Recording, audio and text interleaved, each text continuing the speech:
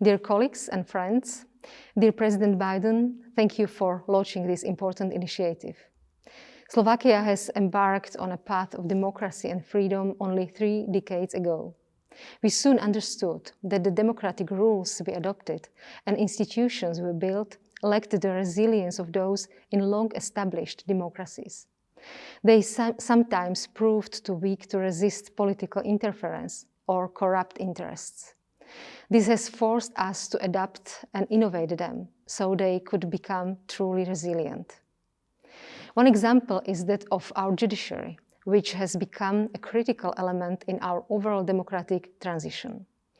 In the 1990s, we strengthened the judiciary independence, but not the accountability mechanism, opening space for arbitrariness and political or business interference.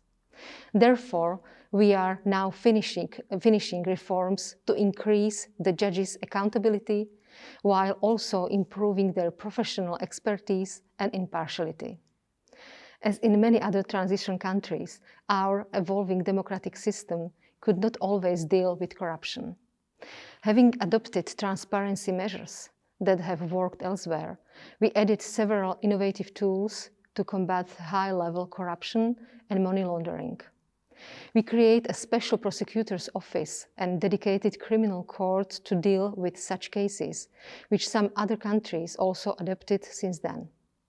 We eliminated secrecy from public finance transactions.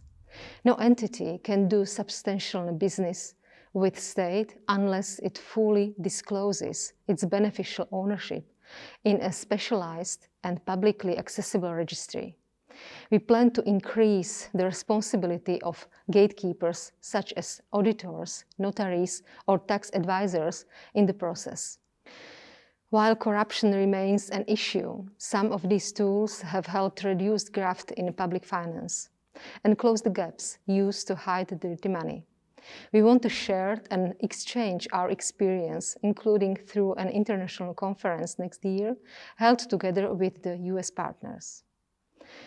I could not conclude without mentioning the free and independent media, which are critical for any democracy. They played a vital role in our own democratic struggle. A young Slovak investigative journalist, Jan Kuciak, and his fiancée were murdered 3 years ago. No journalist should face the risk for doing their job. We will introduce laws improving journalists' personal security, increase penalties for attacks on them, and reinforce safeguards against their abuse in defamation cases. Taking these steps at home, we also want to support media freedom in other countries. We are contributing to the UNESCO Global Media Fund and supporting the Organized Crime and Corruption Reporting Project as part of the Global Anti-Corruption Consortium. Our support will also go to Council of Europe's work on protection of journalists and the Partnership on Information and Democracy.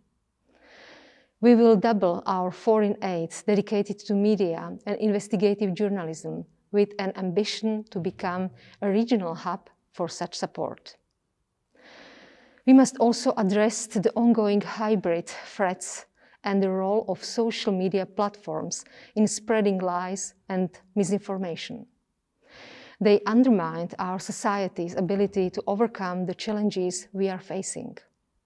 Besides building dedicated centers to deal with hybrid threats at home, we need to come up with a democratic global framework to enforce social media platforms' responsibility and accountability. Dear all, Slovakia has had its democratic hesitations. Painful as they may be, they taught us that for democracy to survive, it must be a constant process of self-improvement. Let's strive for this together. Thank you.